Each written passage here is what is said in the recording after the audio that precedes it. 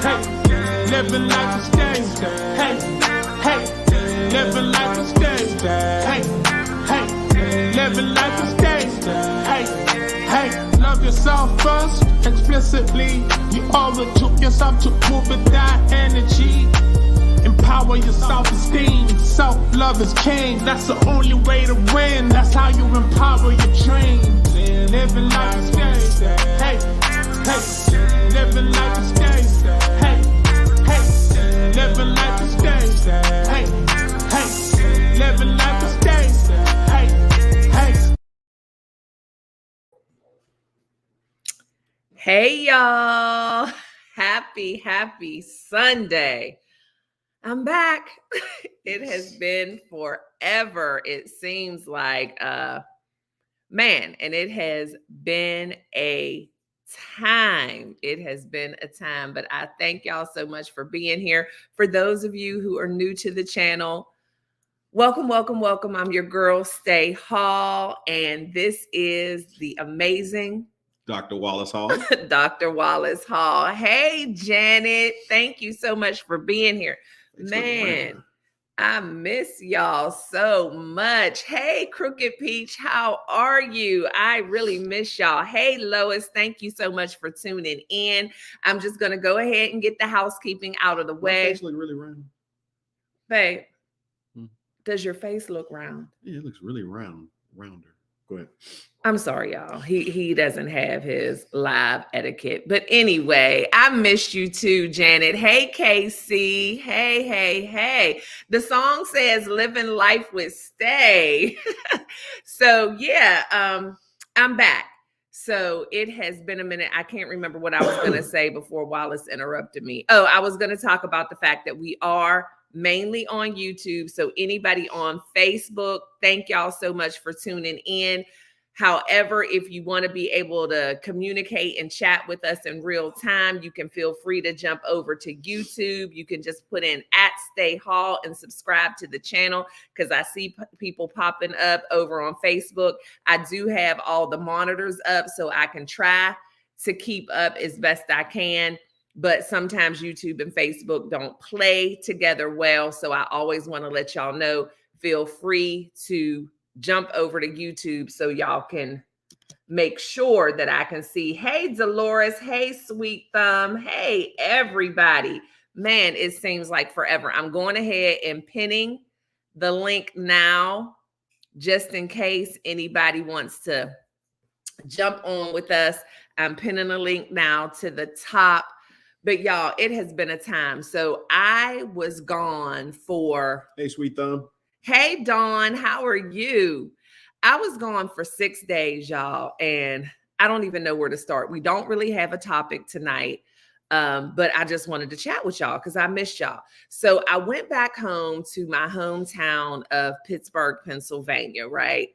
And I went back to visit a family member who has been ill. Like, she's like a godmother to me. I literally have known her my entire life. That's Lux back there. He ain't been squeaking toys all day, but he wants y'all to know he's here. Lux, everybody say hey. He got all his toys with him, y'all, and he picks the one that's gonna squeak. But anyway, he is hilarious. He is hilarious. He gets that from his papa being disruptive. But anyway, so I went back home to my hometown of Pittsburgh, Pennsylvania. I hadn't been home in about 6 years. And that's the longest I've ever been from home. And so it has, yes, you definitely can. You definitely can, Janet. Just remind me if I forget, but absolutely.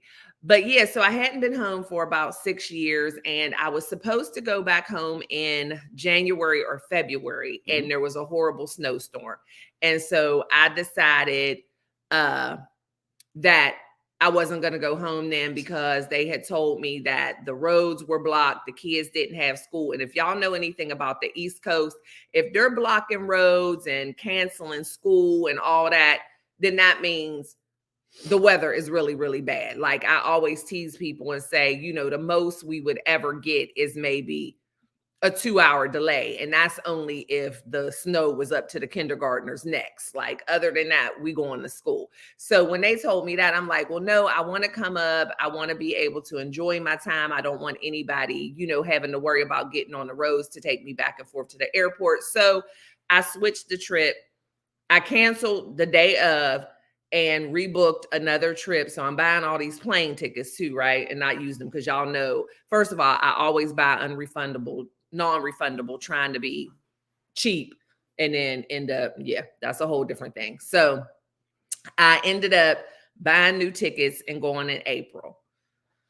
Was not paying attention when I rebooked because I did it over the phone, and they were just, doing it really quick because I was talking to them, trying to get some credit from my previous trip, whatever. They end up booking me on connecting flights. We don't do connecting flights. Like, rarely do we do connecting flights because we had a really bad experience with that and got stuck in the Florida airport overnight. So we don't do connecting flights. So somehow I end up on a connecting flight, y'all. And then I end up on 2 very small planes. Like, the first plane was held about 200 passengers, and I only do 757s. So the first plane only carried 200 passengers. The other one, I think it was 75 passengers. And I actually had to walk out on the tarmac to get on the plane, walk outside where the people were loading the luggage onto the plane. Was not good. It was very, very windy, and both flights were horrific. And it wasn't just me with my anxiety. People on the plane were gasping, because it kept dipping. And then the wind was so hard, you can just hear the plane rattling on the outside. It was horrible. Hey, Cece, it was terrible. So what you say? Hey, nope, CC. I'll walk. Right. Yeah, it was horrible. And so the way my anxiety set up, I'm like, this is crazy. I don't even know how I had the bandwidth to get on that second flight. But I got on the second flight, and like I said, the second plane was even smaller. Worst flights I have ever had in my life. And I've flown through storms, all kind of stuff, but always in the bigger airplanes. Y'all know I fly all the way to Hawaii. Those are some of the best flights I've ever been on. But this was horrible. I was shaking on the plane. The guy sitting next to me and his little 9-year-old son, they were both scared. They had been in Dallas-Fort Worth for a Mavericks game, but they lived in Pittsburgh. But they were both nervous. He just started chatting with me. He's like, I've never been on a flight this rough before. And I'm like, me either. And so it was just terrible. So I make it to Pittsburgh, and that trip was, hey, Monica, that trip was a little stressful because, again, I said I was visiting a relative who's been ill. She suffered several strokes, and just seeing her like that, and, just a lot of stuff. So it was not the most relaxing, definitely was not a vacation, but I made the best of it, got to invest some quality time with my cousins. Yes. And, and just really just try to connect with them because they're going through a lot, because that's their mom. They're taking care of her, and they're both younger than me. And, I remember when they were born. And so just trying to encourage them, but it wasn't just this woo-saw relax, right? So I never really got the opportunity to get my mind right from the horrible flight. So I'm telling Wallace every day, I'm still shaken up. I feel like I'm going to have to live here again. I don't know how I'm going to be able to get back home. You're going to have to drive up here and come get me. And the whole time you want to tell him how you were trying to encourage me because I feel like I've been talking the whole time, but I'm talking to Wallace every day, all day while I'm on this trip. Yeah, I was just trying to encourage you that everything's going to be okay. No guarantees. 99.9% time, nothing happens. The planes are perfectly safe and everything's fine. Nothing really going too much, going on too much with them. Aside a little normal stuff. Nothing is normal. 32,000 feet in the air. But I've ridden on planes with yeah, he's been on the little hoppers and stuff too. Yeah, the small, super small planes, some private. Hey, planes backyard too, so. trucker. So I'm used to kind of some of the small planes and things like that. So it's not that big a deal, but I do care about it. Let's put it like that. I do care about it, and I try if I got an option to avoid turbulence, I generally will avoid it. But yeah, I'm not a big fan of it. And But I know these how weren't she just is. turbulence, Yeah. y'all. This wind was crazy. Like the plane was rattling. So every day he's like, calm down, babe. It's going to be okay. It's going to be okay. You're going to make it home. You know, whatever we Yeah, I need was just to trying do, to get you in whatever. the mindset of, just trying to bring it down. So when it did come back, you'd be fine. Right. And then, like I said, everything that I'm dealing with up there as well, it was just hard to relax. Like maybe if I was, on a relaxing vacation, I would have been able to get my mind off of it a little bit. But the whole thing was a little bit stressful. So forgot to mention to y'all, and I already knew that my flight coming home was the same thing, a connecting flight on 2 small airplanes. So I have that in my head. But it's time to come home. I was nominated for Minority Business Owner of the Year here in Dallas, Fort Worth. So I had that event to go to the day after I came home, and just some other stuff I needed to do. And plus, I missed my husband. I missed my puppy.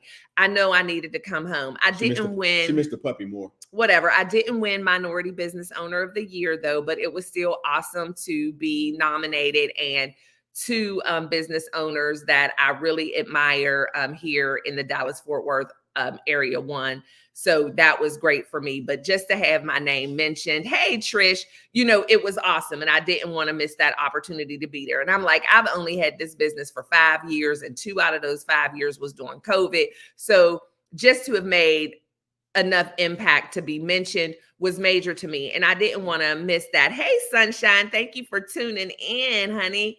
And so anyway, I needed to get back home. So I said, I'm going to put on my big girl panties. I'm going to the airport.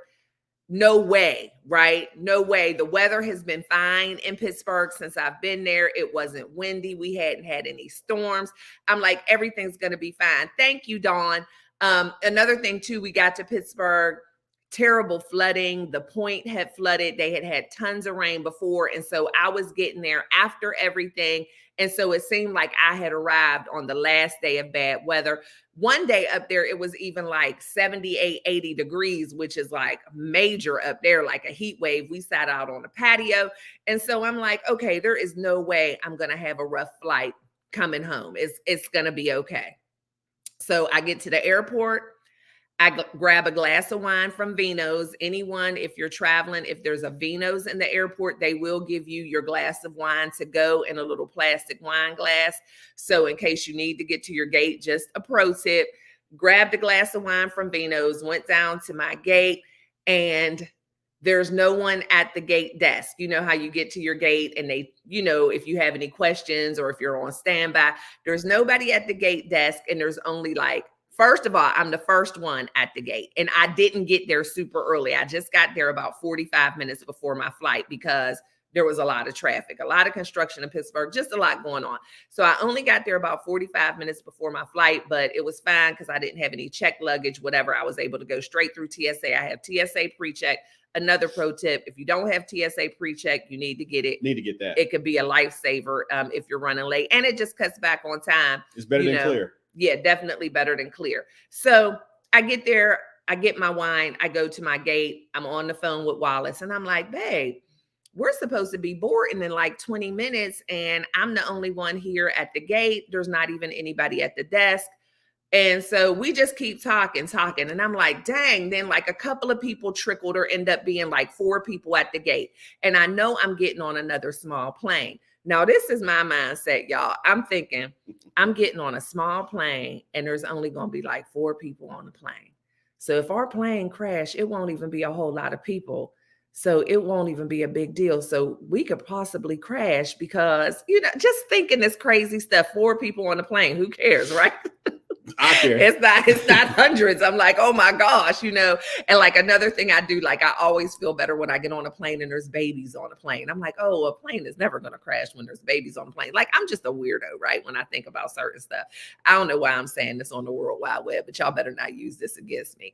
Grammys, I'm so glad you're on here. I owe you your package, Grammys. And Wallace did pack it and put it in a box for me. I am going to mail it tomorrow. I promise. And I always tell y'all, when you win something from me, you are definitely going to get it. But when is always a toss up because I'm horrible at running errands and going to the post office, but I'm so glad you're on, Grammys. Thank you so much for being here.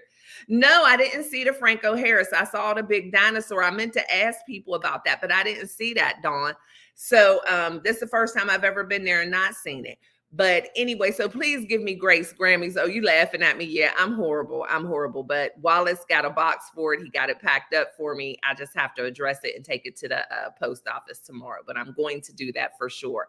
So anyway, I'm still talking to Wallace and I'm like, there is nobody on this plane. Like, who's getting on? But then I look out the window and I'm like, and the plane's still not here and there's nothing on the little TV. So Wallace asked the $1 million question, are you sure you're at the right gate? Now, if you know anything about me, I will always question myself. Like, I'm never the person to be like, I know I'm right. I know I'm right. I'm always like, you know what? Let me check because sometimes I'm wrong. I had in my mind without a doubt that I was at gate A10, I believe. And I'm like, I think so, but I pull up my phone and I'm supposed to be at gate A12. I'm like, oh my gosh, Wallace, I'm supposed to be at gate A12 and it's already 15 minutes before takeoff. And if y'all know, they close that door at 15 minutes before takeoff and you're not getting on, because I've been in that situation before too. So now I'm thinking, oh my gosh, how did I end up at the wrong gate? Didn't even realize I'm at the wrong gate. Maybe this is a sign, you know, if I miss my flight, I'm not supposed to be there. But gate A10 and gate A12 are right next to each other because it's just like street addresses, even and odd. So I walked down to gate A12 and lo and behold, the flight had been delayed. I didn't even realize it had been delayed, but the flight had been delayed. So I'm still there in plenty of time. Okay, so now I use that as another sign. Hey, I was at the wrong gate. I'm running late. The flight's delayed. Everything is going to be okay, right? All right, still talking to Wallace. It's time for me to board. I tell him, let me hang up so I can get, because I also travel like a bag lady. I got stuff everywhere. Dragging. I don't know why, but yeah. Horrible. Oh, you don't like to fly either, Trish? Oh, wow. Okay. Yeah. Well, as long as you stay downtown, you'll love Pittsburgh. You will love Pittsburgh. The Three Rivers, the stadiums. Yeah. And I could tell you some good places to eat too, girl. But anyway, so I'm getting my stuff. I hang up with him. I get in the seat. I have a window seat. So I want to make sure I get on, you know, so I can get in first. So, you know, I don't have to, you know, worry about anybody else, you know, climbing over them to get to my seat. Put my stuff in the overhead. I sit down. I woosah. I have my glass of wine. I'm like, we good. I'm looking outside. It's nice and sunny. We're good. So I'm sitting on the plane for like 2 minutes. People are boarding and the pilot comes on and says, hey, we're going to need everyone to board as quickly as possible because there is a bad storm coming in and we're trying to get ahead of the storm. Okay. Oh, you're going to Philly. Okay. I don't know nothing about Philly, girl. Yeah. Philly and Pittsburgh, we act like we're on the other side of the world. It's a shame. 2 different cities in the same state, but you see how my facial expression changed. I don't know nothing about Philly. But anyway, so they say, everybody hurry up. We're trying to get ahead of the storm. So I'm looking outside. It looks bright and sunny. So I'm like, okay. They said trying to get ahead of the storm, right, Dawn? Trying to get ahead of the storm. So we're fine. It looks bright and sunny. These planes move fast. So, okay. So I'm sitting there. I'm still good.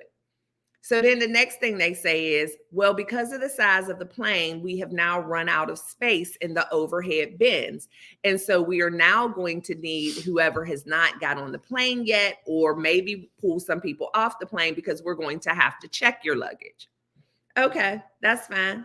But then they make the announcement and say, due to the fact that we're having to check luggage, we are now not going to be able to leave in time to get ahead of the storm.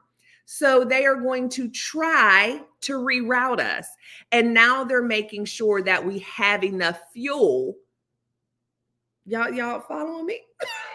We have enough fuel just in case. Just in case what? Right?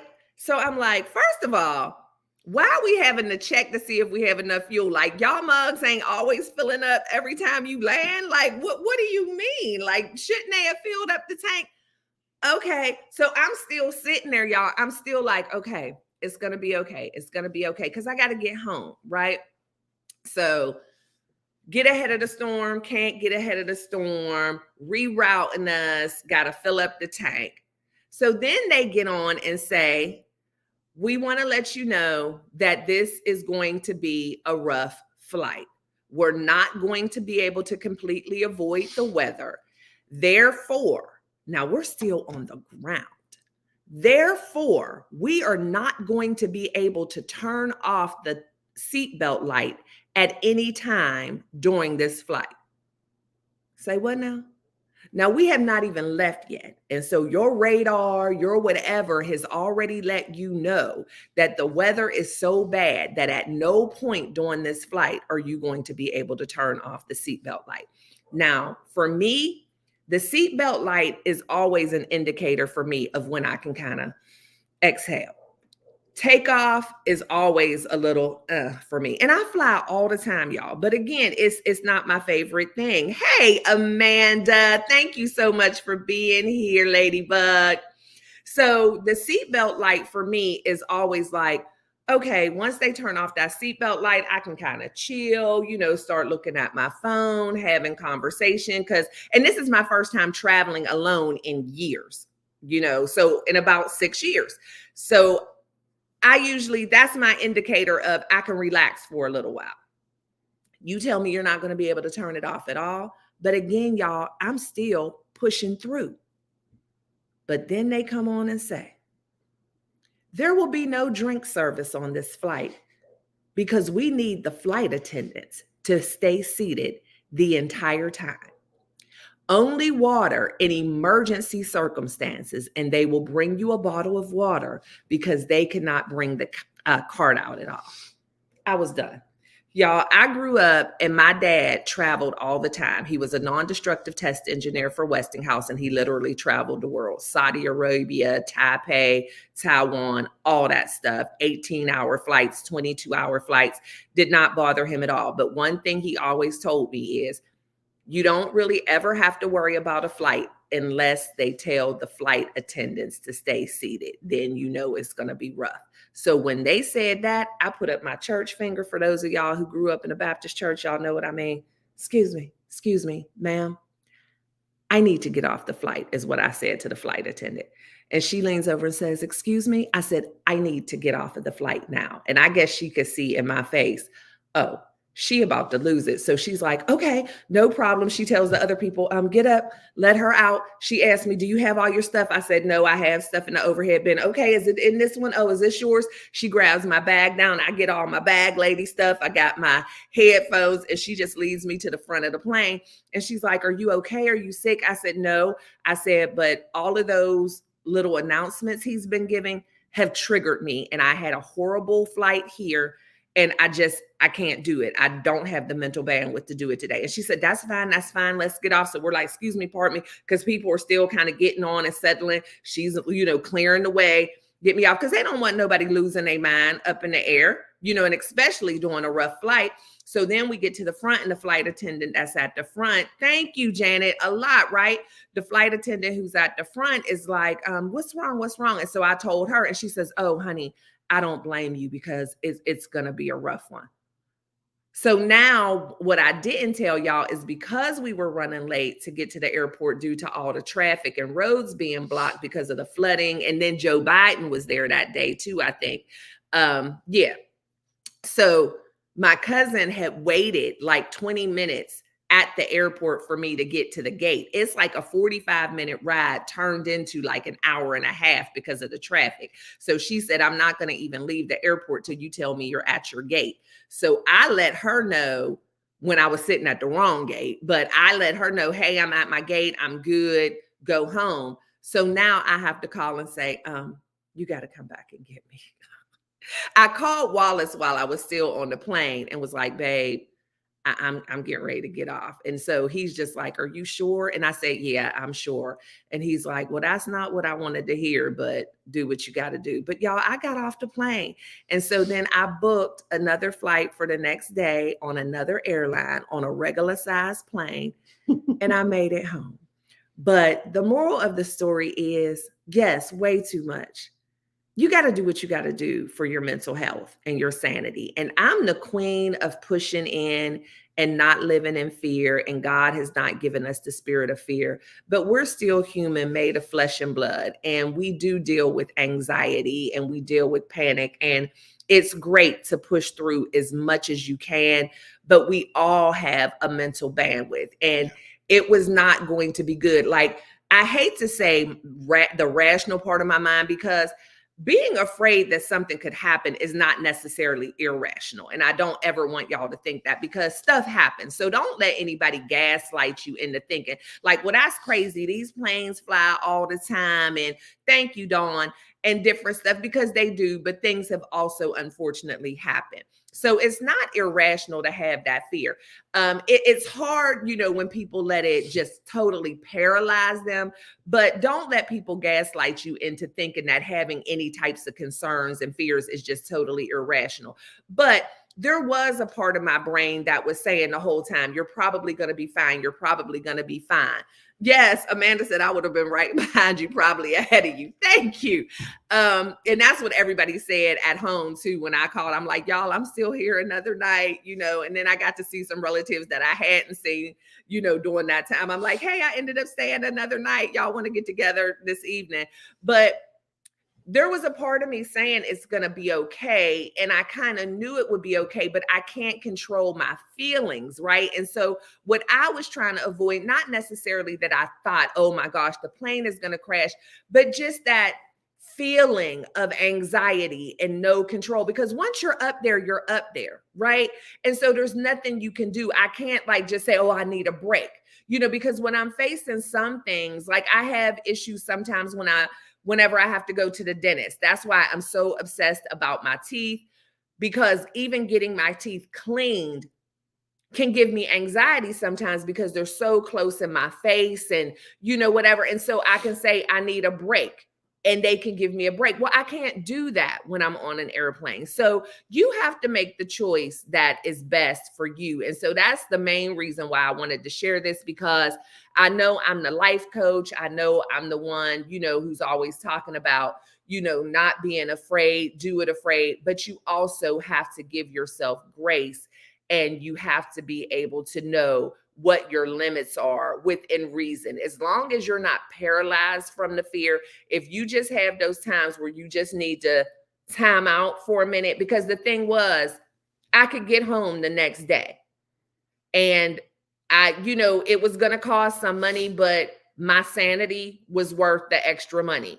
It was just, and then having somebody supportive. And so, Wallace, how does it feel being married to somebody who deals with panic and anxiety and having to talk them down? Hey, Nikki, thank you for being here, because you dealt with it pretty well. I thought he was mad at me because he had been sending me texts, he missed me, and then he's sending me Luther Vandross, a house is not a home, because we had been separated for a week and that never happened. So he was really like, I can't wait till you get home. He was like, I feel like Christmas. I don't even want to go to bed. I can't wait to go to bed tonight so tomorrow comes, because he missed me. But I knew he was disappointed, but he handled it very well. And there is a special way. Yeah, eye doctors do it for me too. Yeah, they do it for me too. Anytime people are really in my face. It's interesting. Oh, you always say it's interesting being with me. It's interesting. It has his moments, moments of you can say challenge, but it has its moments of opportunities. Put it that way. Like I say, I just want you to be comfortable. She said, Nikki said, spill the tea, Wallace. I just wanted her to be okay. That was the biggest thing to me. The money, it is what it is. I just wanted her to be okay. That's why I said, you got to be comfortable. You got to be okay. So do what you got to do. I bet you did want to get to bed. Yeah, I just want her to be comfortable and be safe. That's the whole deal. We deal with stuff differently. It's like really hadn't had a situation like that where we've been that far apart, and something like that kind of goes down like that. But and that's what I wondered. I was like, if he was on the plane with me, I wondered if I would have been able to stay on the plane. But then I asked him, if you were on the plane with me and I couldn't stay on the plane, would you have, of course he would get off with me, but would he have like been like more upset, like, babe, I'm with you. But he was like, no, I would have got off with you, because it's just, let me see. So would you have stayed? Oh, that's what you were asking. Yeah, I don't think so. I don't think I would have stayed on even if I was with Wallace. Because again, it's like Wallace can't do nothing about that. And I'm going to feel the way I'm feeling. I can't say 100%, but what was so most important to me, even though me, would I have stayed on the plane? So would you have stayed on the plane, Wallace, by yourself? Oh, okay. Yeah. Would you have stayed on the plane? No, I would have got off the plane. No, if you were by yourself. Oh, yeah. Like I said, I've flown on small planes and in turbulence and things like that. That didn't, it doesn't phase me that much because I've traveled quite a bit. So I would have been okay. Yeah, I would have stayed. I'd have been by myself, definitely. Yeah. Hey, Jody. See, I'm looking over at Facebook, y'all. Facebook and whatchamacallit, YouTube don't play well. But now I see, hey, y'all, welcome back home, sis. Yeah, girl, it was rough. I almost didn't come back home. That's what I told Wallace. And the thing is, I'm so glad that I decided to stay in Pittsburgh that extra night because my layover that time was in Chicago. I don't know anybody in Chicago. So can y'all imagine if I would have had a rough flight? And y'all know it's always windy in Chicago and we're going through weather. I got some contacts in Chicago. I'm not I would make sure you was okay. No, I'll be like, no, I don't know them. But yeah, so that was the thing too. They connected. You'd have been fine. It made sense. It made sense just to do what I did. Oh, hell no, I needed a drink. Right, girl. And even with that, because I had taken my anxiety medicine, had my glass of wine, but CC cuts me no slack. You see that? Wallace might would have had the chance to swim with the shark. Oh my God. CC cuts me no slack. Oh my goodness. Oh, okay, Janet. Well, that is good to know. That is good to know because I would have needed some rescuing because I know, Chicago is windy anyway, the windy city. Then you talking about bad weather. Yeah, it was rough. It was rough, but I made it home the next evening. At first, I didn't think I was going to be able to come home till the weekend, but then there was one flight with one seat left. So I came home the very next day. And I came home to flowers and candy and wine and a perfectly cleaned house and some organization had been done and some things done in the yard. Because that's the good thing. I be forgetting with Wallace whenever the times that I do go away, because every once in a while I might have to go away for a night or 2 nights for a speaking engagement, but it's usually just local, like to Houston or San Antonio or whatever. But I always come home to great things done in the house because, he misses me. So then he keeps himself busy. So I'm like, I need to go away more often. But yeah, my next flight isn't real soon. But yeah, it was rough. It was rough. So we go to Mexico, the first week of July? Yeah, we go to Mexico. Yeah, we're going on another trip on Thursday, but we're going to be driving. So that's good. But again, I take flights. I mean, I've flown 8 hours time and time again, but it just, it just depends. And that's what I told him. I'm glad I have some time to get my mind right. The flight home wasn't perfect. It was a little annoying, but I probably wouldn't have had any issues with the flight that I ended up getting home had my experience previously been, better. But of course, every little thing kind of shook me a little bit, but it was a regular flight. Yeah, I probably would have went on there and went to sleep. So yeah, there's no way. But you don't like that roller coaster dip feel, and that's how it was feeling on there. Like when you actually can feel yourself. Yeah. And that seatbelt light. Like I said, when he said that the flight attendants can't get up. No, we're not doing this today. And then I was checking. I'm like, okay, everybody made it safely. I'm glad. And again, I know that this happens all day, every day, but you just have to, be in check with your mental. I definitely believe in pushing yourself, pushing through your anxiety, pushing through your fear. But if you're someone who does that consistently, give yourself grace if there's times when you can't. And I'm not just saying it just because it's me. I definitely didn't want to hear that on the news. Plane was averted for woman, flipping out on the plane, had to land someplace else, And see, and that's the thing too. I am the person who kind of tends to suffer in silence. So I worry about like causing myself a heart attack or a stroke because I'm not going to give any outwardly. I'm not going to lose it. I'm not going to cry and holler and scream. So that's the thing. And keeping it in sometimes is worse. And so I'm like, I already have high blood pressure. And so I'm just aware of all that stuff. As much as I manage my panic and anxiety, as much as I help others manage theirs, there are just those times when enough is enough. And so it had been a very rough week. It had been a rough time getting there. And so I'm just like, I'm not putting my body through all that stress just to get home a day earlier. Yeah, exactly. And that's what I do because I don't have the outburst. I don't say anything. And so my chest is tight. My heart is pounding. My breathing is labored. I mean, and if you didn't know me, you probably wouldn't even realize what I was going through. And so, hey, Miss T, thank you so much for tuning in.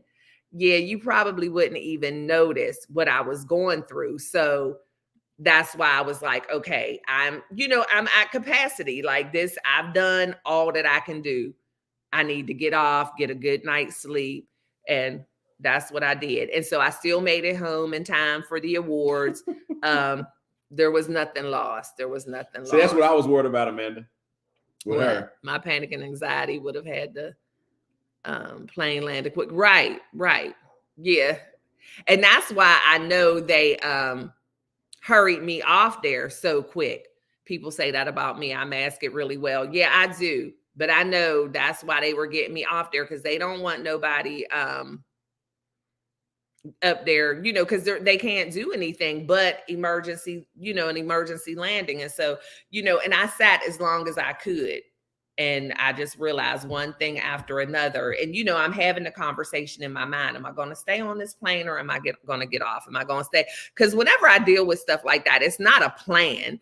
Like I have no idea what I'm going to do until I do. It's just like, okay, I'm going to go as far as I can.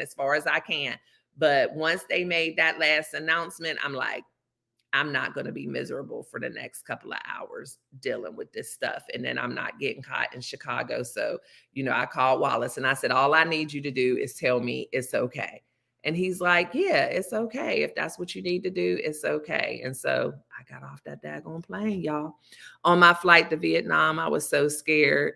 Then I said a prayer and looked up on the big screen and these words were on there. Tell me your dreams. Tell me your fears. I'm with you. Oh, I love that. I love that. Yeah, just something that's calming. Yeah, remember that. Yeah, there's something that's calming. And that's what I tried to do too. I tried to pray. And that's the thing too.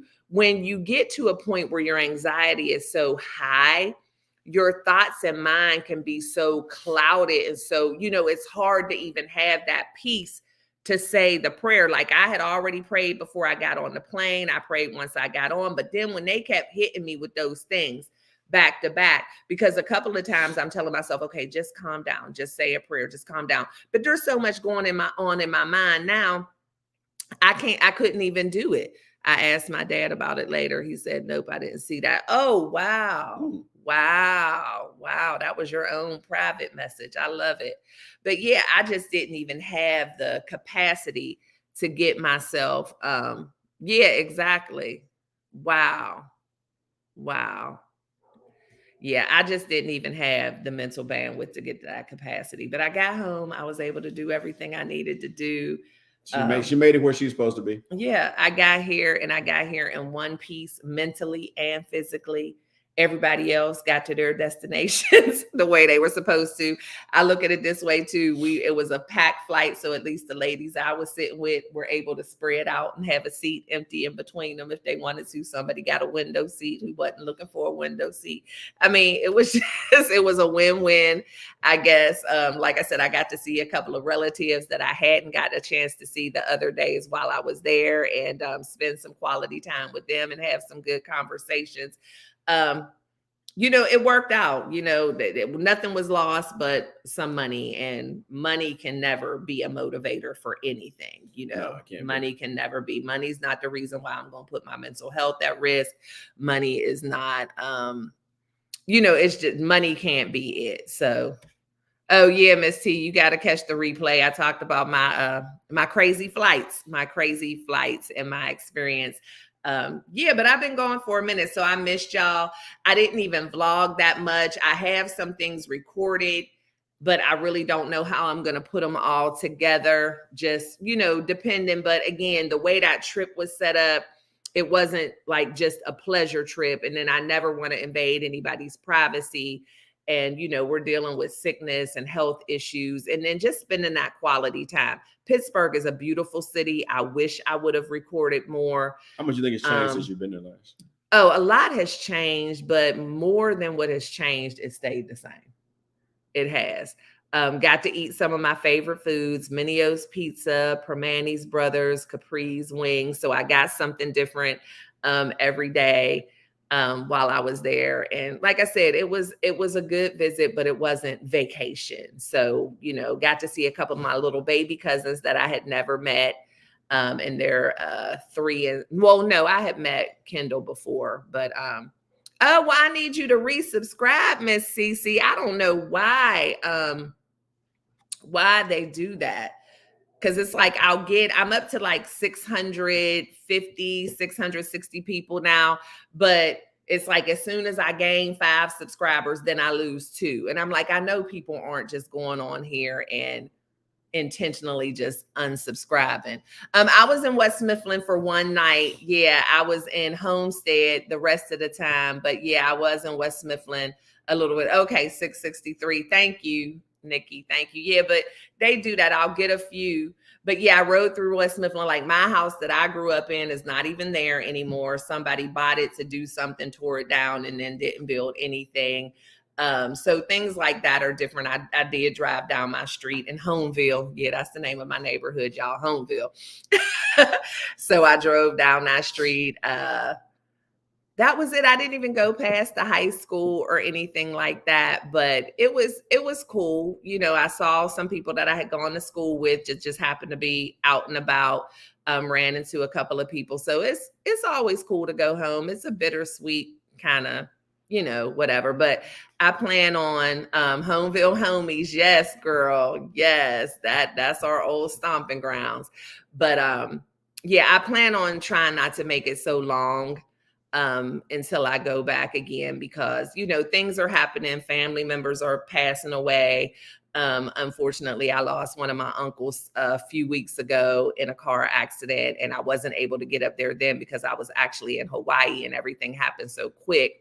It just wasn't enough time for me to get back. So, it's always good to go home, but time just goes so fast and you get so busy with life and, making that time. And that's why, even though I had to cancel due to the storm, I made sure that I rebooked right away, because had I not booked that flight right away, who knows when I would have ended up, because there's always something, right? There's always something. Thank you so much, Nikki. Thank you. I appreciate you. Yeah, he passed away suddenly. And so, quite a few of my aunts and uncles have passed. I've lost 6 aunts and uncles in the past 9 years. And so that's been kind of odd, just almost back to back. But this one was sudden. He wasn't sick. It was sudden and tragic. Well, now you're a Texan. Yeah, right. I've been here. I've been gone from Pittsburgh for 25 years, but I've been in Texas for just about 20. But when I first left Pittsburgh, Pennsylvania, I moved to Virginia Beach, Virginia, which was awesome. I felt like I was on vacation all the time. I lived there for about 5 years. I always say I lived there for 8 years. And then I realized, I'm like, I did not live in Virginia for that long, because I moved here in 2006, I guess, and I moved to Virginia in 99. So I was there, I guess, about 6 years. But yeah, I felt like I was on vacation all of the time. But yeah, y'all, it has been something else. Janet, you ready to come up and ask your question, boo? Because I don't really have a topic tonight. I just wanted to chit chat with y'all. Sunday is our regular night. And since I didn't have a vlog to go up today, I'm like, we definitely have to get on. But I've been so sleepy since I got home too. Like I said, it was a mental. You compared to living in the Serengeti. Yeah. It's on the head on the swivel all the time. Yeah, it was different. It was different. So I've been sleepy. I think I was just mentally drained. I was mentally drained, and the experience was not. Yeah, the experience left me a little. So I'm just getting myself back acclimated. I lost a couple of pounds while I was there still. So even eating all my food, y'all know I'm on this. You talked yourself off the ledge. Well, that's good. That is good. I'm glad. Okay. Well, everybody, the link is there if anybody wants to jump on. If anyone has a flight story to share. Come on up, Janet. She said she talked herself off the ledge, babe. You can't be forcing people to come. I didn't want to force her. I just wanted Yeah, you can't do that. In other words, she's saying, I don't want to talk to y'all tonight. I'm good. I'm good. But no, but the link is there if anyone wants to jump up and share a travel story, or if anybody has any questions or anything they want to chat about. I'm over here checking to see what's going on. Hey, Angela, I don't know if you're still on over there on Facebook, but yeah, it was something else. So now I have a busy week ahead. My phone is tripping. I can see y'all, but I can't hear you. Girl, Jody is so funny, her and her technology. Hey, Jamie, how are you? Thank you so much for being here. I appreciate you. Janet said, hold on, I'll come up. She told you she had that washing machine. She said she going. changed her mind, though, about something. Oh, I didn't see that. I was trying to think of something else I wanted to tell y'all. Oh, she said, no, I didn't mean it like that. No, I know you didn't mean it like that. No, I said what she said. She don't want to talk to y'all. Oh. But yeah. So anybody have any trips planned anytime soon? I hope not. Hey, Janet. How are you? Sorry, I am in front of the pot of herbs doing herb preservation stuff as we're chatting. Oh, that's fun. That's fun. What's up, girl? Hey, so, okay, here's my dilemma, and I'll tell you my solution, and maybe you guys will have some better. Let me do this so I can actually see you. Oh, good, Jody. Thanks for welcoming me back, sis. It's good to be back. It was rough getting here, but thank you. Hey, Nikki. Okay, so here's my dilemma. My husband reminded me today that he is taking next weekend off. He works weekends, so he's going to be off for 11 days.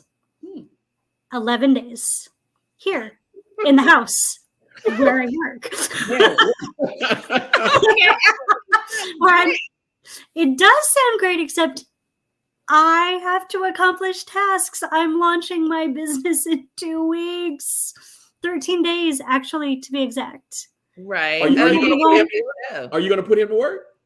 I don't think I really, well, I may make him go out with me into the woods and forage some, which will actually be really, really fun. Okay. Yeah. And I think what I'm going to do is I'm just going to talk to him and have a conversation and say, you know, it makes me really anxious thinking about trying to get everything ready in these 11 days without being able to have a routine or a plan. Because I have a routine for my days when he goes to work, but the days that he doesn't go to work, we just kind of do whatever. Right. But right before I launch my business might not be the ideal time to not have a plan and a routine. But so Janet, we spoke about that, though, about making sure you stay disciplined in what you're doing and just kind of plan out your days and things like that. And like I say, now you got an extra set of hands. Yeah. You know, and that can help you out a lot if you guys working together to get this lunch. So I want to hear, what was your solution? I was just going to talk to him and kind of see if we could make a schedule together. Like certain things that I have to get done each day, which is on me to plan them that day or the day before. Like before I can do fun stuff or hang out with you or watch movies or whatever, I've got to get done X, Y, and Z for today. And then kind of like maybe him pick out one thing he wants to do and me pick out one thing I want to do that day and try and find some balance, because I've been struggling because he went from working 6 days a week to working 3, which is good. He needed to not work 6 days a week, but that adjustment has been really, really really rough. Rough on him, rough on me. He usually works nights, so the sleep schedule thing is crazy, switching back and forth. But it just, like, it makes it really hard because I don't feel like I have control of what's happening. I can't really plan.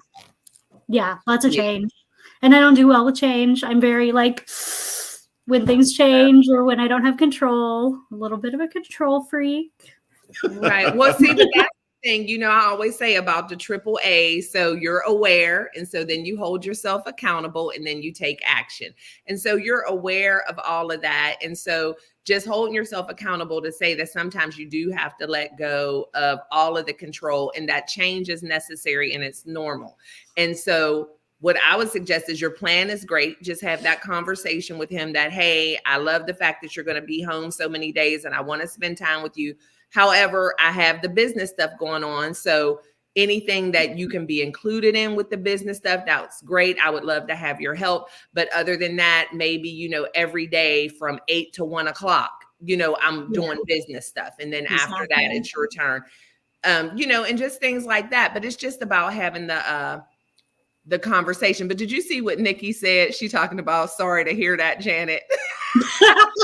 see, it is probably an OCD thing. And what's really annoying is, like, I know he's going to be going back to 6 days a week of work soon. And so, like, I have this limited time to enjoy him, but I also have this limited time to get ready for my business.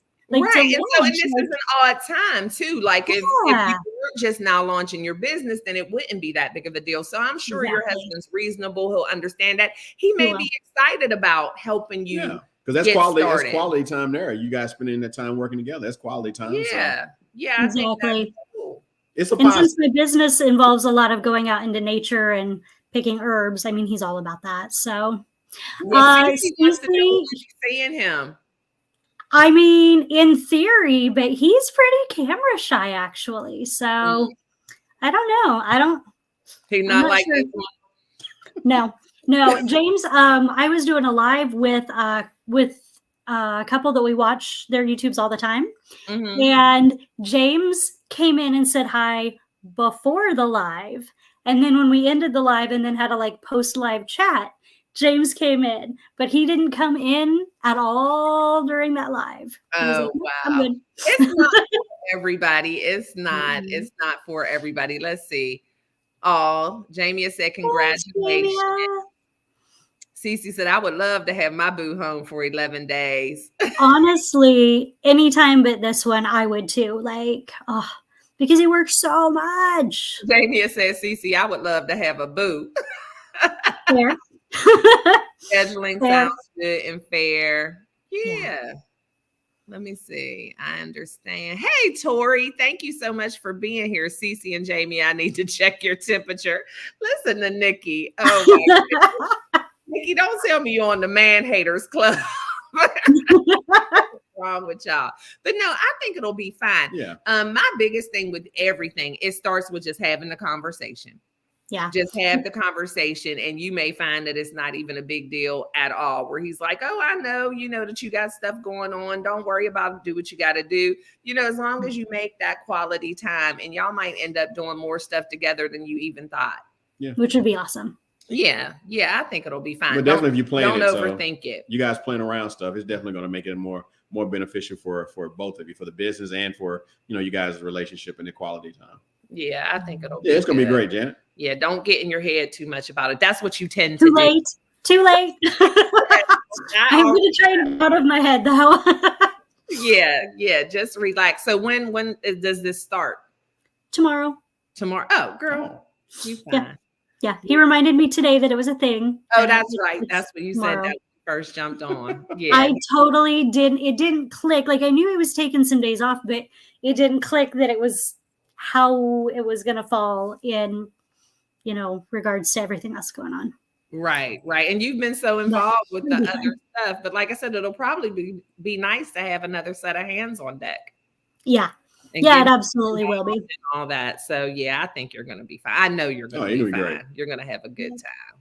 Yeah. Thanks for helping me find my way off the ledge. Yes, I yes. appreciate we it. appreciate you for coming up. Thank you, thank you, thank you. You know, y'all are always welcome up here anytime, anytime. It's not just about us. So we love chatting with y'all. But yeah, it's going to be fine. And y'all know I say that for anybody. Anytime there's anything that you have any, you know, confusion about, or you're not sure how the other person is going to respond, or just not knowing how to deal with it, it's just a conversation. You said men are great, needed, and valuable. Okay. Needed and valuable. Yes, absolutely. Absolutely. We're for more than just fixing things and killing bugs. But the fixing things and killing bugs is good too, even though I can kill my own bugs, but I can't fix nothing at all. I see that wink. Nikki, you're repeating that to yourself like a mantra. Yes. That's so funny. I know, because that little wink came in. Hey, Tim, how are you? But the whole thing too is about, you know, just the right people, right? You know, whether it's friendships, romantic relationships, or whatever, you know, people in general are valuable and needed. Okay, you were saying hey to Tim. Okay, valuable and needed. But, you know, it's just having the right people in your life, the right people having access to your life, and then just being willing to have those conversations even sometimes when they are difficult. So I am glad we got to chat with you about that, Janet, and Good to see you, though, everything is Tim. going to be fine. Things happen. Life be lifing. He said late for my own funeral. I said, oh my gosh, I saw a funeral. That's so funny. You're not late. Whenever you tune in is a good time.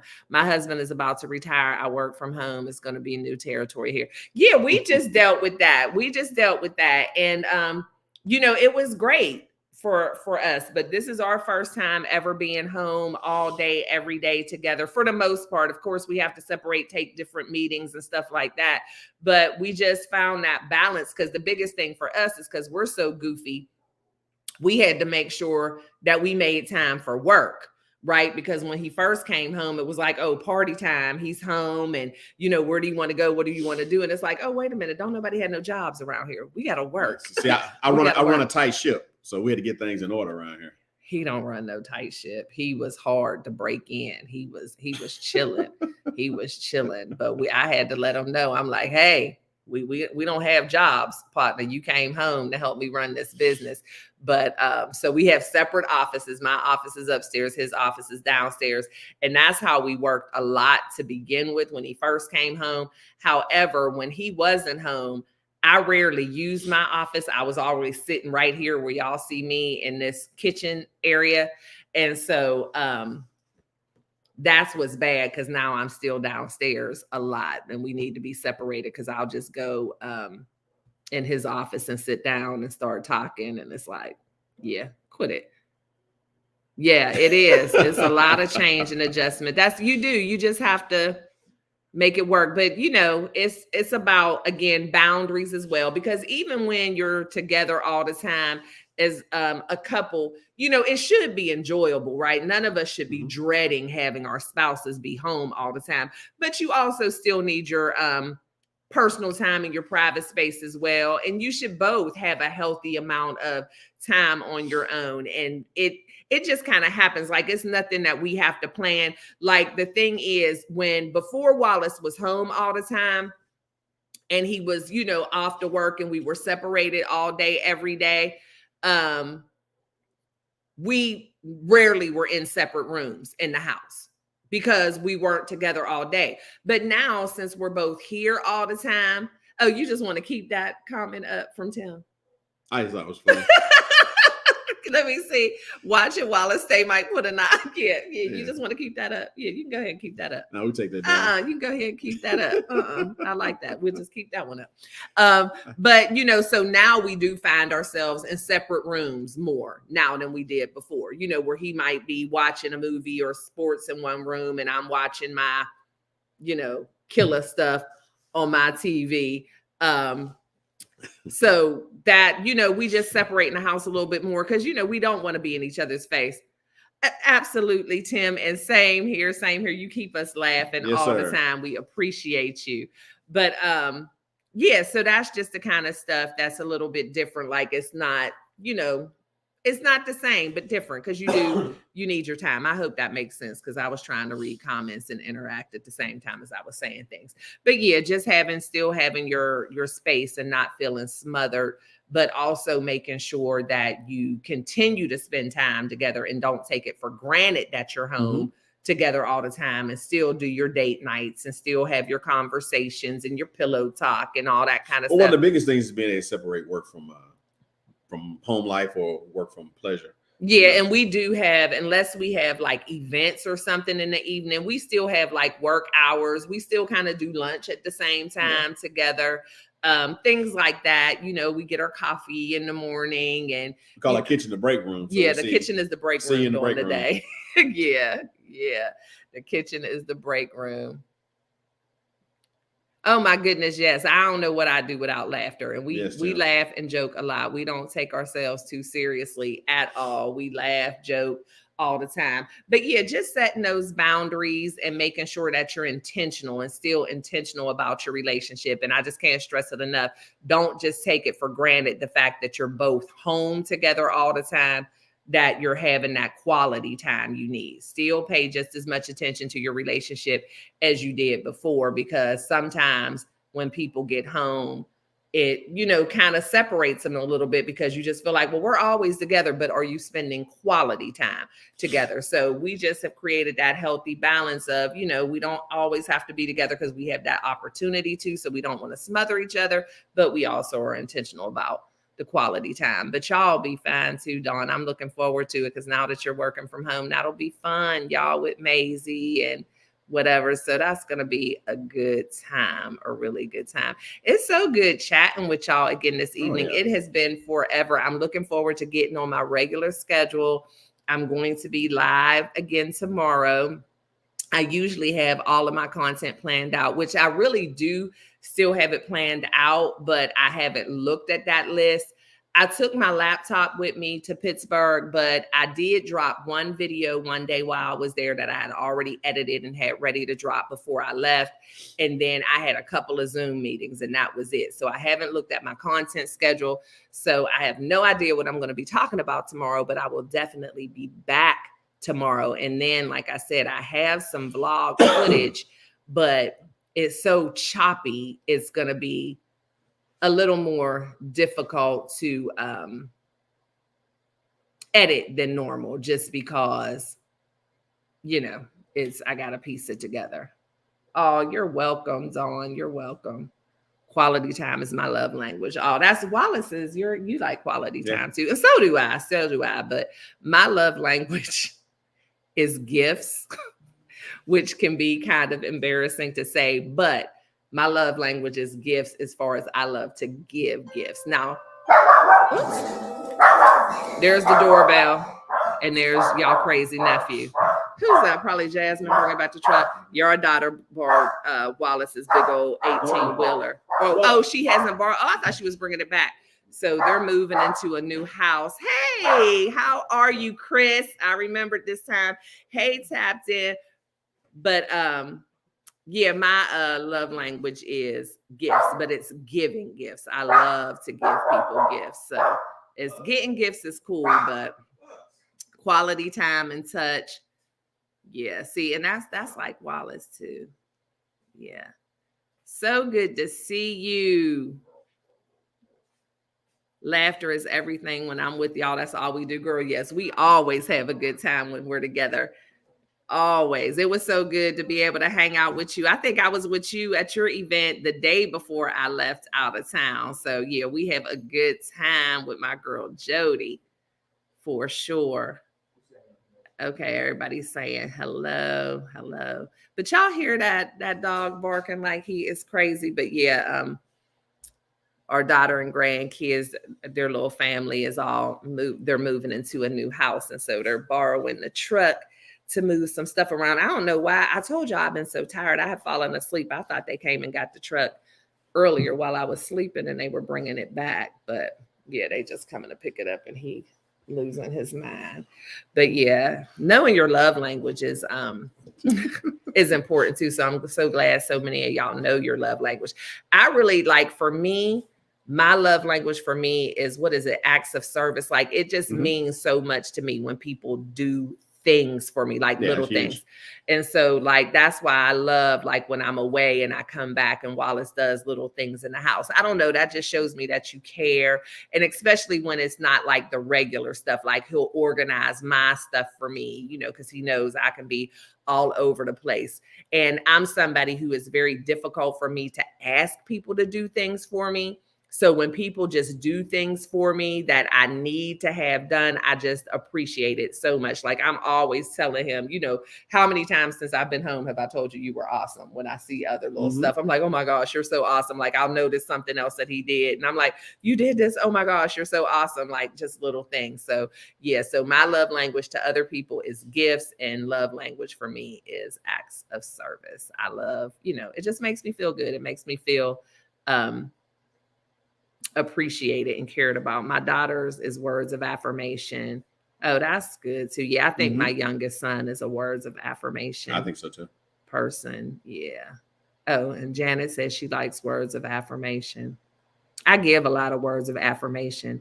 I don't know. Words of affirmation aren't, like I said, I'm pretty simple. Acts of service. That's going to help me out with something. Help me out. Take something off my plate.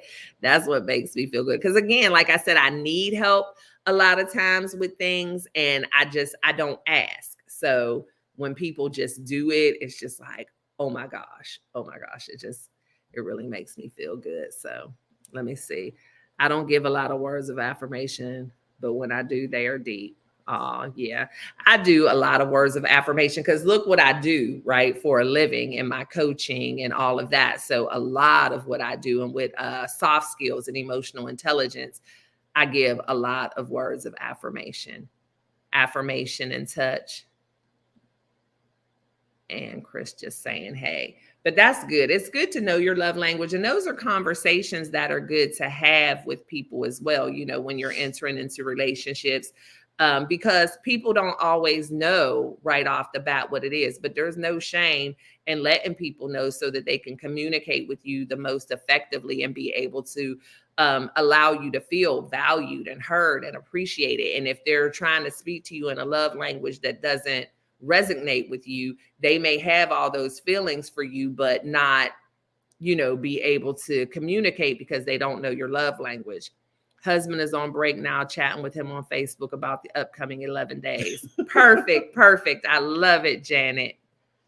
My love language is quality time. I am not surprised, Jody. And you invest a lot of quality time with your family and friends. Quality time, but no touchy. Oh, see?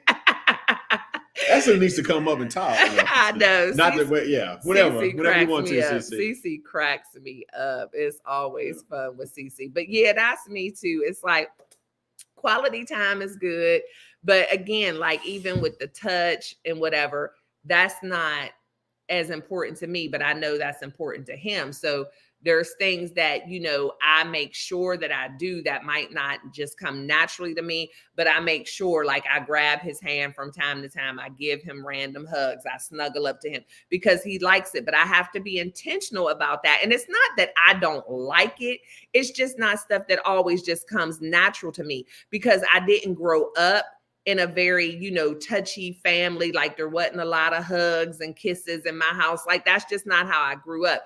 And so I'll tell y'all something funny is when I was carrying my oldest son, I already knew the kind of person I was. So I literally prayed and asked God to give me that nurturing because even though I didn't have it, I still saw where it could be important. Like I saw in other families. So I wanted to be that lovey-dovey, huggy, kissy with my kids. And I prayed and asked God to give that for me. But it's funny when they say, like, be careful what you pray for or be specific in your prayers because God gave it to me, but still just for my kids.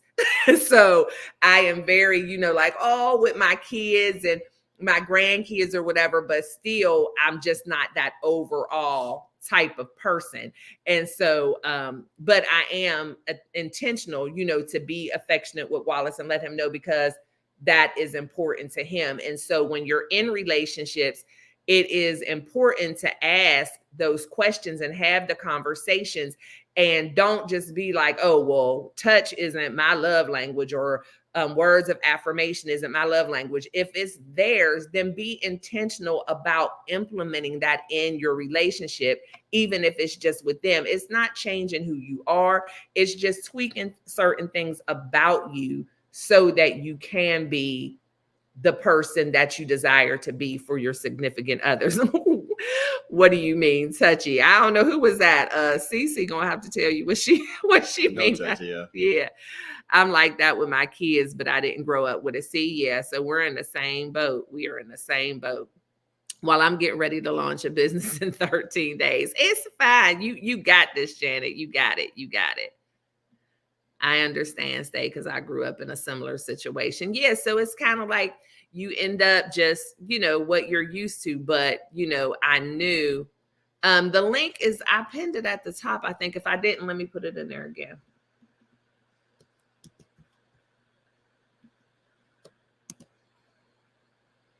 I just put it in there, CC. If I didn't, I guess it didn't pin the first time. Let me start it. There it is. But yeah, you just, when you realize things, and that's what I love, because, so many times people are just a product of their environment, which isn't always a negative thing. But sometimes, you have some negative things or traumatic things that have happened in the past, and you realize it, or just certain things that you want to do differently. Good night, Tim. Yeah, I know. Yeah, good night. You have a good week, and we'll be back on tomorrow, or at least I will. But thank you so much for tuning in. But yeah, and then you can just recognize that and just make decisions to change it. And that's what I did with some of the things. Cece the Great. Hey, Cece. I figured I had to come explain myself. Yes. I want to know, what does this mean? Well, pretty much I feel like it's like overstimulating me. You know what I'm saying? Like if somebody like rubbing your back, and it's like they rub your back so long, it's like, okay, or that kind of thing. It's like, it's nice at first, and then it's like starts to like, I don't know. Please explain, CC. No, but how are you saying please explain? What do I say to you sometimes? He knows. What do I say? Please, see, I get it. I'll be like, okay, that's enough rubbing. Right. And I'm like, I'm not trying to, and then like, I'm not gonna touch you at all. But I'm like, that's not what I mean. I just mean like, don't stimulate me in the same spot, like on my shoulder, or rubbing my shoulder so long. I'm like, okay, I can't even think of nothing you're saying, because all I can feel is you rubbing my shoulders. Right. No, I get it, Cece. I do that to him all the time. And I try not to, like, I don't want to come off as rude, or like, I don't want you. And it's especially with this one, when we're going to sleep, like that's too much. Like I'm never going to fall asleep if you keep doing that. Yes. Never. So yes. Yeah. So I get it. You Stae, how would you say it in a positive way that you're not coming off rude to them, or rejecting, but yet for them to understand? It's a conversation. Like, to me, since you already know that about yourself, it's a conversation that you can have, not in the moment, right? So it's a conversation that you like, maybe endure it one day, like if it happens and it's a new relationship and you've never dealt with it before, and then have the conversation. Or if it's a relationship that you've already been in and you haven't really expressed it, just have the conversation at another time. Like, this is just Wallace is cracking me up. I know. He giving you all these looks like, okay. We've had the conversation. This is always the question on that, okay? Mm-hmm. Do you rub him back? No. That's when that explains a little bit more why it's possible that you feel that way then. Okay. Because you're not a giver, not a giver in that way. Yeah, I'm not. No. Yeah, and that's the thing. I have to be, like I said, intentional with him to do certain things. Does he ever say anything to you about you rubbing him? Why are you saying No. rubbing? What Just else say was that? touch. He said, No, "You I touch mean, like yourself?" we'll hold hands or, our massages back, something like that. Or, he's good with that. Do you do it But without him asking, or you just do it? yeah, I just do it. Okay, Yeah, so that's that's good. good.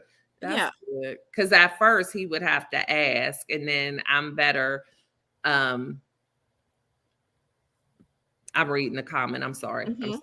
But now I'm better with it. But like I said, my answer to everything is always going to be a conversation. Like, it doesn't matter what it is, just have a conversation and then explain. Like, I'm not trying to be rude. It's not that I don't appreciate it. I love the fact that you want to be affectionate with me, but it's just the way I'm set up. I just have a limit on how much, I can take. And so now I can just be rude to him because he knows better. So I just be like, that's enough touching. And he gets it. And see, and a lot of times too, he does certain things just to irritate me. He likes to pick at me. And so it's like you can get to that point where you have the conversation and then almost it's like neither one of you are taking it that seriously anymore because he gets it, he understands you. And the main thing is just letting them know with men that it's not you. It's not about you at all. This is just how I'm wired. Well, let me just say it this way, coming from a man who does the touching and the rubbing.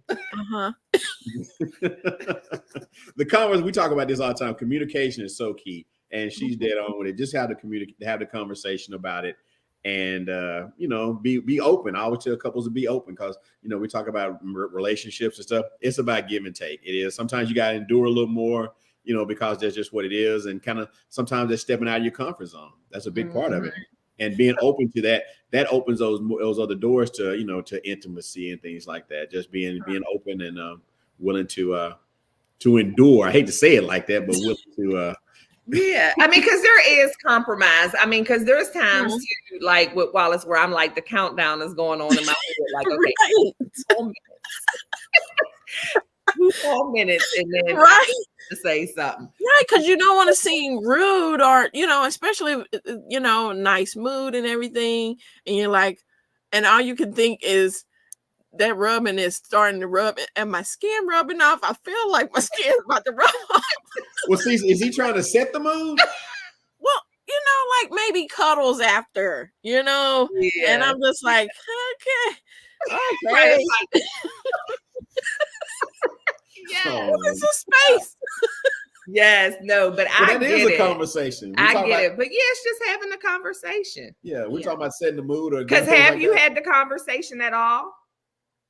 Not before. Well, I try to endure and just, No, just have the conversation. Yeah, you gotta have the conversation. Have the conversation, and then compromise. And again, like if he becomes defensive at all or feels like oh, you hurt my feelings, just say, I'm not saying not at all.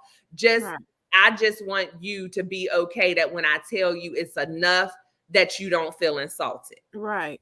It's like and just explain the love language thing to him, and just because what are your love languages?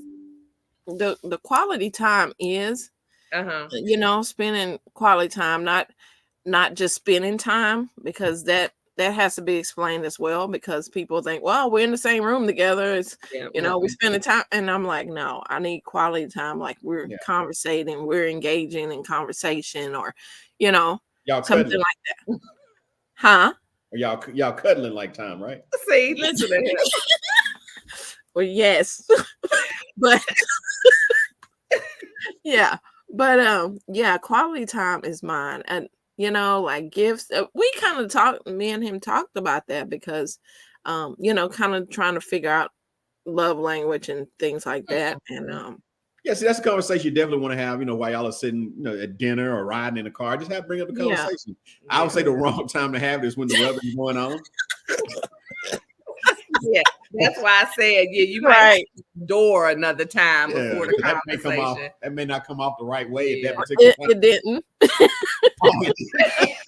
They talk about a mood killer. See, right? It was like, I'm just not gonna touch it.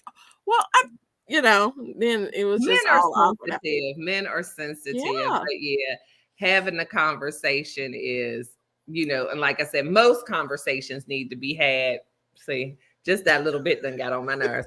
But most conversations need to be had at a time where whatever it is isn't going on in that moment, Okay. you know. Yeah. And that's the thing. But yeah, we're all different. We're all different, but you'll be good. Yeah, just tell them and just say, hey, as long as if I say I'm good on that for now, then you good, then we're fine. Start rubbing on him. But that is I irritating. like that though. Oh, you know that's gonna lead to something else, huh? It leads to more rubbing me. Right, yeah. And that's the thing. It's like, yeah, and they hopefully he gets it. Because again, with this one, we had the conversation. He claims he gets it. I didn't want to take hers down because I wanted to address it, but he just does it to irritate me. But that's the thing. If y'all can have the conversation and learn not to take it too seriously, then it won't be that big of a deal where it could just be like, dude, all right. You know what I'm saying? So that's what I think. Let's see. Tap 10 said, my friend grew up in that environment. How do you break through it to allow yourself to be able to express love growing up, not knowing how to? That's the thing. I literally prayed about it. And again, it didn't come to me full force. Like I prayed for that affection for my children, and that's exactly what I got. I still was weird about, and especially like moving to Texas, everybody want to greet you with a hug. That took me a long time to get used to. And so it's baby steps, but it's also, again, about being intentional. And being with Wallace and even his family helped me a lot because his family, you know, they're huggers and, you know, they're I love you. Because again, I tell my boys, I could talk to them 10 times a day. Every time we hang up that phone, I'm going to say I love you. But it's only with them. But Wallace, with him and his aunties, his uncles, they all do that. But that's just nothing that I ever grew up with. So I had to be intentional about it. And at first, it was out of my comfort zone and it didn't feel natural. But when you do it over and over again, it starts to get a lot easier. And a lot of those things have come natural. Like I don't have a problem hugging my friends when I see them anymore. You know, certain things aren't as strange to me, but it's just like anything else that isn't innately in you. You have to practice. It might sound weird, but you got to practice it. Sometimes you got to fake it until you make it. Be intentional about stuff. Yeah, I was the same way. I grew up, you know, it wasn't no I love yous and hugs and all that kind of stuff. But I wanted that with my girls. And they've known that ever since they were little. And, you know, even my mom said, you know, she learned from watching the way I was with my kids. She learned to love them like that. So, you know, yeah. Yeah, and it just takes being intentional about it because, you know, I realized that it was something that maybe I had missed and would have liked, but I just didn't have it. And I saw it in other people and was like, you know what, that's how I want to raise my family. That's how I want to be. And so it happened, but I still, like in a romantic relationship, didn't have that. And so, you know, with Wallace, it was just kind of me following his lead, but us having those conversations and him knowing the kind of person I am naturally. And it took patience on his part at first. He loves telling people like, girl, when we first were dating, we would be sitting on the couch watching TV and he would go to put his arm around me or hug me. I would literally jump. And he like, what is wrong with you? And I'm like, what's wrong with you? Like, I mean, that was scary. That was just weird. Like, you okay? What's going on? I did not like it. I'm like, you need to announce yourself, player. Don't just be, you know. And so he's looking at me like I'm weird. I'm looking at him like he's weird, but we had to have the conversations. And so now, you know, after 12 years, this is my hand. I'm going to touch you now. I'm going in.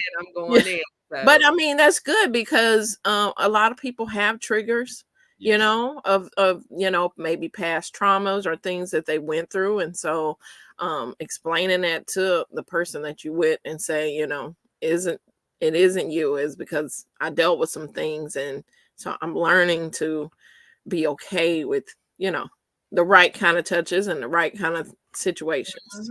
See, one of the things you got to be willing to say, and you got to say this to yourself first, because a lot of people say this just who I am, or that's just the way I am. You can't say that. You got to be willing to say to yourself, I am open. I am willing to try something different. I am willing to see what else is out there because this is not working. This is not what I need. I need to figure out to see the other side of this. because I want to be better for you. That's what happens a lot of times in a relationship. I want to be the best me I can be, but I want to be the best person I can be for you too. So I am willing to be open and I am willing to try. But if you're just sitting there always saying, this is just me, this is who I am, you're never going to get anywhere. Right. Yeah. It's that willingness to compromise. Right. And sometimes people are just not ready to face things, you know what I'm saying? They just kind of buried it, but really not ever dealt with it. Yeah. Yeah. Let's see. Well, thank you, Chris. I'm awesome. I appreciate that. Oh, you said something. Well, no, his name is I felt that's it from the dust of my soul. Let's see. Oh, so blessed. Thank you so much for being here. Yes, I love everybody now because I promised to myself I will try to be a good person. Oh, you're awesome. You're awesome. You're awesome. I'm trying to catch up with these comments. I think the key to find safety in yourself, because until you find safety in your life and yourself, you can't be vulnerable enough to love like that. And that's the thing. Like, I suffer from PTSD. And so that's the thing too, like head always on a swivel. I'm always like sitting on ready. So I used to tell him in the beginning, hey, you need to announce yourself because you're going to end up with a black eye. Like that was my first, you go to touch me in a hug and I'm punching you like, oh, my bad. Right. So and having those conversations, I mean, when you're ready, these aren't like necessarily first date conversations, but when you are, you know, comfortable enough, don't be afraid to be vulnerable because people need to know these things about you so that they're not offended or so they're not afraid or so they're not just thinking like, okay, they just don't want to be bothered. But Cece, I wore it down. She couldn't I wore it down. Oh my God. Oh goodness. I grew up in a household where we hugged and showed affection. So I have to stop myself from hugging people because it's my natural instinct to go in for the hug and not everyone wants to be hugged. Yeah, well, you know, I hug you all the time, Jody. But yeah, that's the thing with you know, like she's one of my great friends, like a sis to me. And, you know, she's a hugger and I'm good with that. But at first it was so, you know, to me with a lot of people, I'm like, what? And it was different. Like I said, when I moved to Texas, because on the East Coast, it's not quite that way. But Texas, people can be strangers. You can just be getting introduced like, oh, here's Sheila. And Sheila's like, oh, nice to meet you. I'm like, wait a minute, Sheila. Wait a minute. So, yeah. What does it say? Exactly. Like, sorry, you can't touch me now. My feet are too warm and the car is too loud. Oh my God. No, that's me too, though. I be saying I'm hot. I'm hot. And that's the thing too. Some of us women of a certain age, these men need to understand that. One of my questions to Wallace often is, why are you breathing? Oh God. And he like, I'm trying to stay alive. Yeah, but that breath all right here, I'm hot. I'm hot. Oh my gosh. Yeah. I've had people ask me that. You said before I go in, people say, are you a hugger? Hey, Lisa, thank you for I know people have had, you know, issues to even go to church or anything because they're like, when they, you know how they say, okay, you know, speak to your neighbor or shake the hands of your neighbors and they like, oh, I can't do it. You know, that's a lot and overwhelming to people. Yes, I don't like making eye contact with people who I don't know. The last thing, and that's the thing. So that's real stuff. So Wallace is a pastor. We had a church for several years.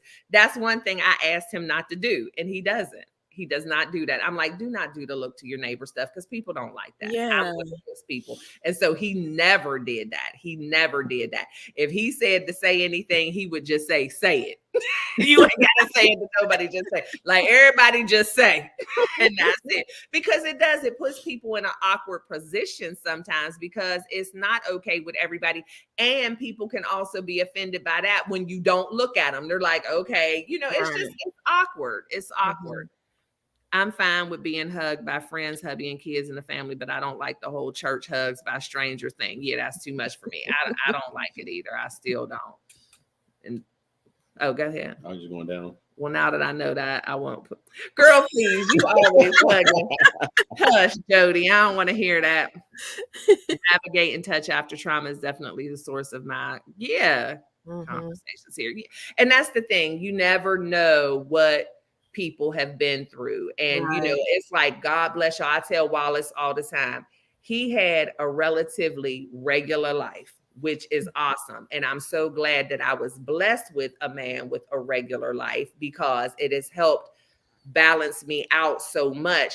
But it's been a lot of learning on both of our parts, because so many things that I have brought with me, he is like, oh my gosh, you know what I mean? Because that wasn't his experience. But having the conversations and learning and whatever, it has really it's really balanced us both out. It's opened his eyes to some things that he just wasn't aware of, but it's also made me a lot calmer. Like, he didn't even get PTSD unless you have been in a war.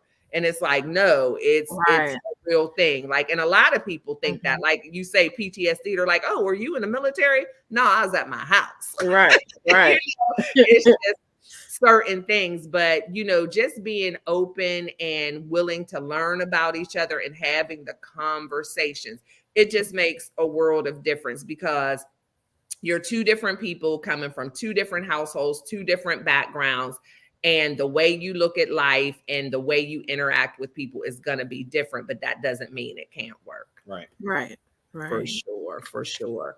Well, thank you for letting me come up here. Absolutely. Thank you for coming up. Shoot, and we are over and there are time. no touch-free zones. Remember that. No touch-free zones. Anyway, just get to the point and say that's enough. But have the conversation first. Have the conversation. Yes. I'm going to go back in the chat. All right, girl. Let's see. I just want to make sure I'm catching up. Well, I don't want to skip. Okay. James was securely attached in childhood. His dad left the family, but otherwise his childhood was safe and secure. My house was not like that. So he has needed to learn, to understand. Yeah. And that's the same with us. There's a lot of stuff that, Wallace had to learn, for sure.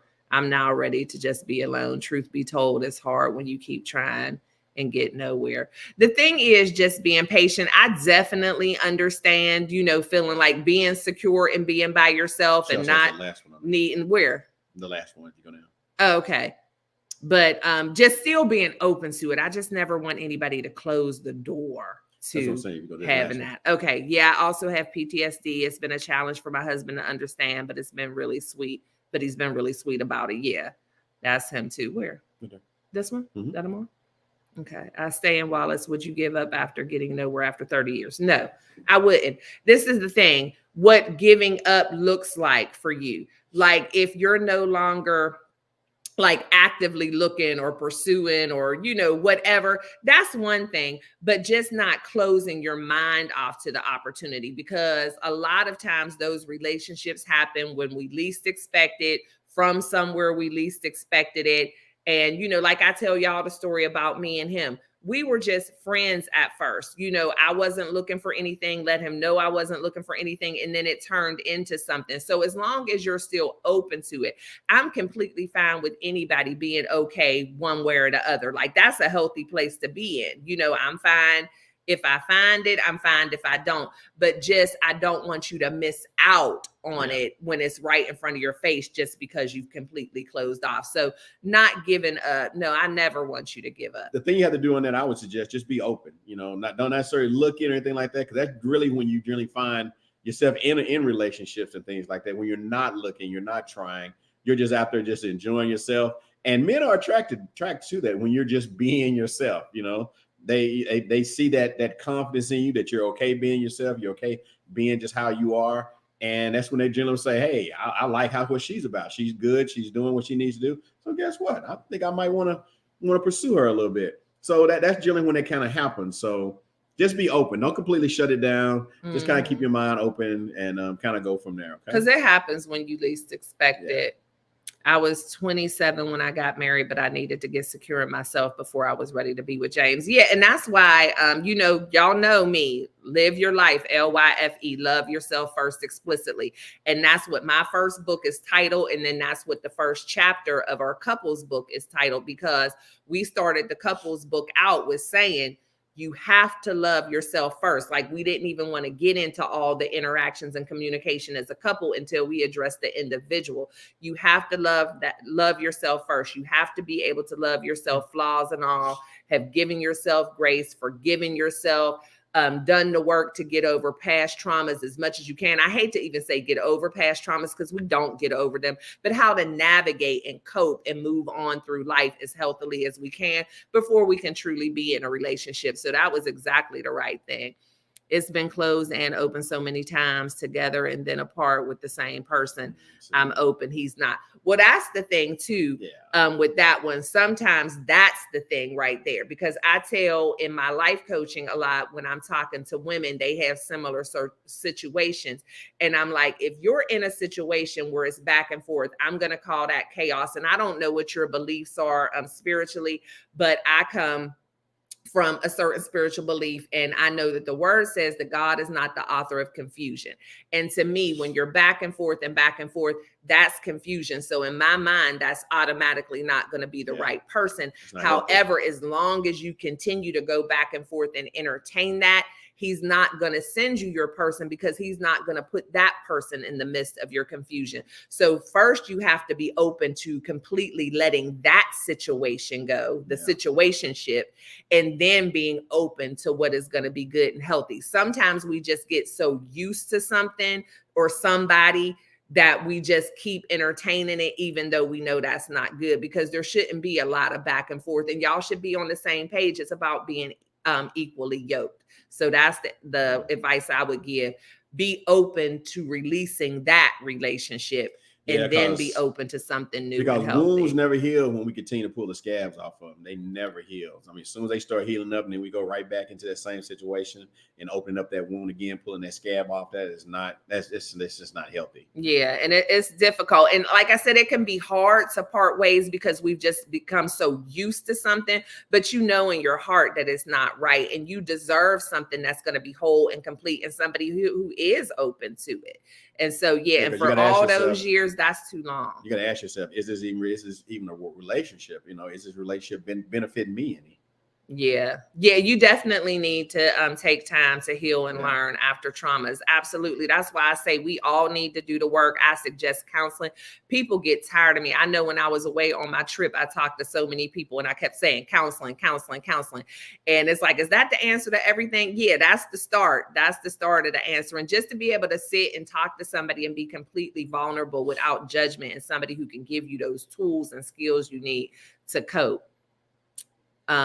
When you get someone, then you navigate the triggers that come in a relationship. Yep, absolutely. People do bring, he'd say it like that, but triggers and baggage with them, and you got to learn to navigate that. And we have to, in order, we deserve to have a healthy life, without carrying that stuff with us everywhere. And again, it never completely goes away, but just getting the tools and the coping mechanisms to be able to live as healthy as we can and not feel damaged and broken. That's what I thought. I can do that. Time to move on. Yeah, I mean, sometimes the best thing that we can do for ourselves is to move on. I mean, and I tell people that when it comes to churches, when it comes to jobs, a lot of things, it's just the best thing that you can do for the situation is to move on. And it's not going to be easy at first because we become so used to it. It's not going to be easy at first. And sometimes we have to grieve those relationships, because it's become so much of a part of who we are, even if it wasn't a good part. And so give yourself that time to grieve and process, and then just get to know you all over again and who you are and what you want, and get to know your worth and your value. Because when we deal with that kind of stuff for so long, there's something in us that didn't feel like we deserved any more of that. And so you want to any more than that. And so you have to tap into exactly what was it about me that allowed myself to go through that for so long.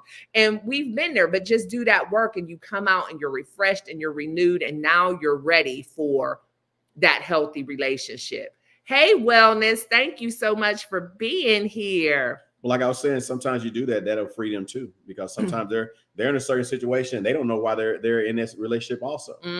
So when you have those conversations, you're willing to part ways and to have that conversation, say, this is not what I thought it was going to be, this is not what I deserved, I need something better in my life. It could be freeing for them too. Right. And then the thing is too, if you ever are in a situation like that, and then you do decide to separate, and for whatever reason, you two decide that we want to be together, do not re-enter that relationship without going into couples therapy. don't try to do it on your own, because if you weren't able to figure it out for however many years, I think you said 30 with yours, you're not going to be able to figure it out together.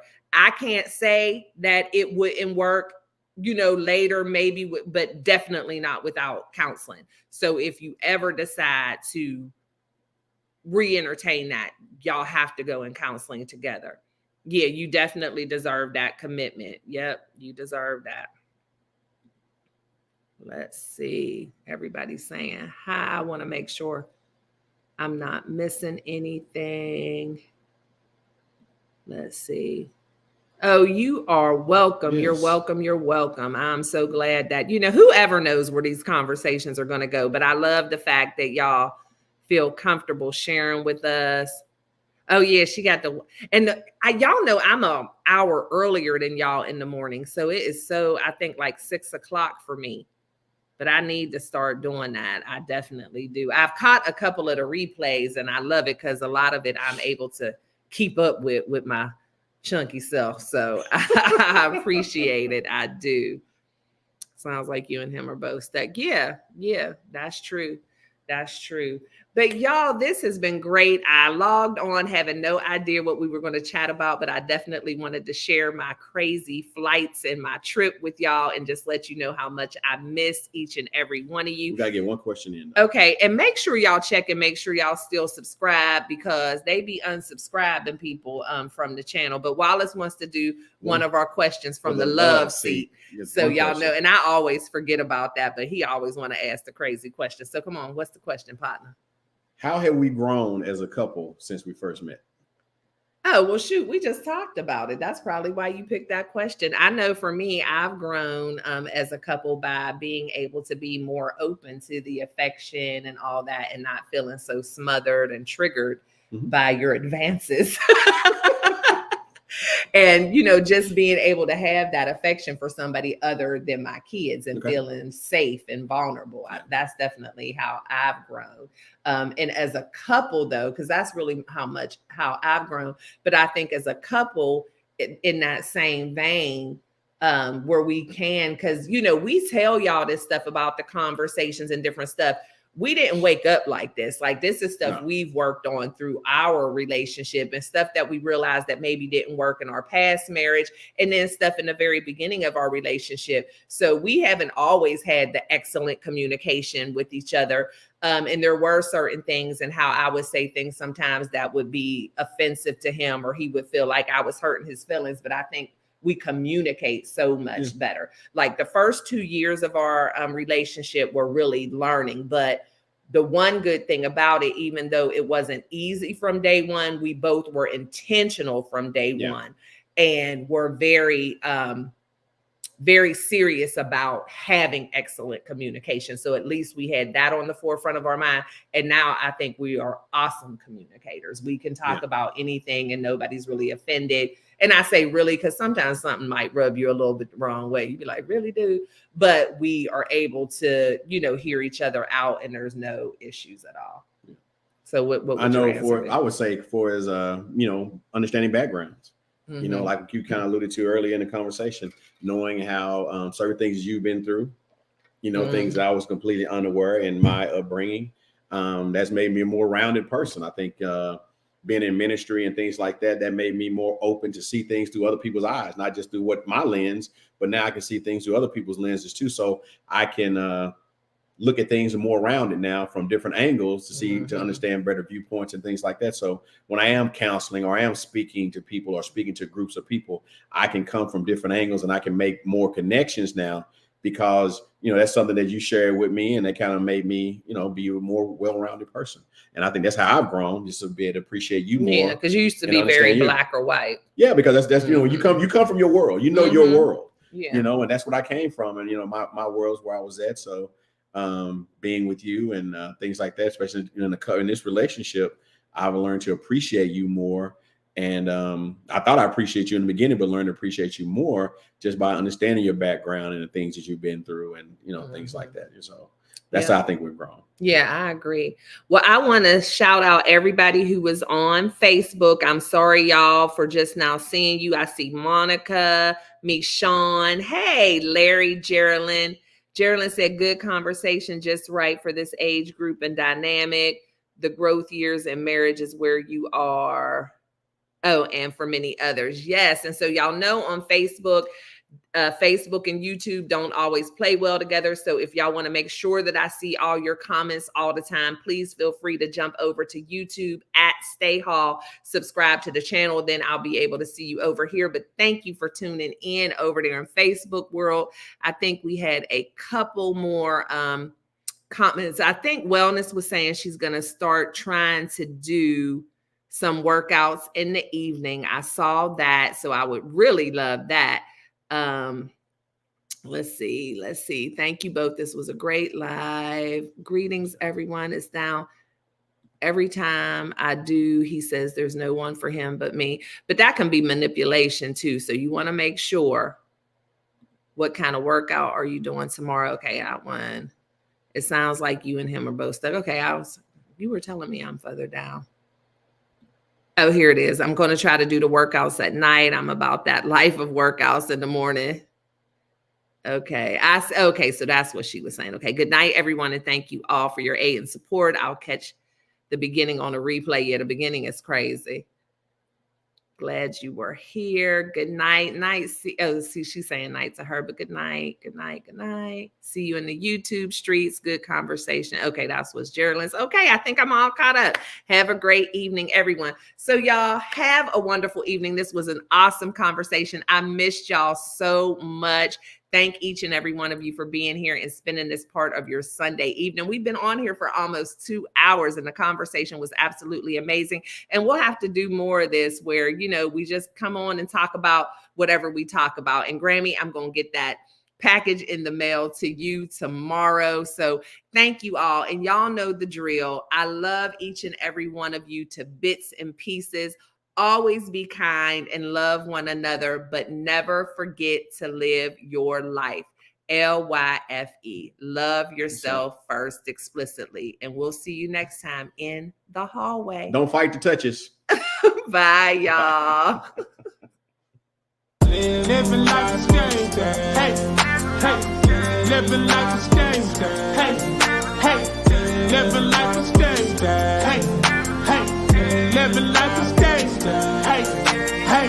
Love yourself first, explicitly. You owe it to yourself to move with that energy. Empower your self-esteem. Self-love is king. That's the only way to win. That's how you empower your dream. Living like a stage. Hey, hey. Living like a stage. Hey, hey. Living like a stage. Hey, hey. Living like a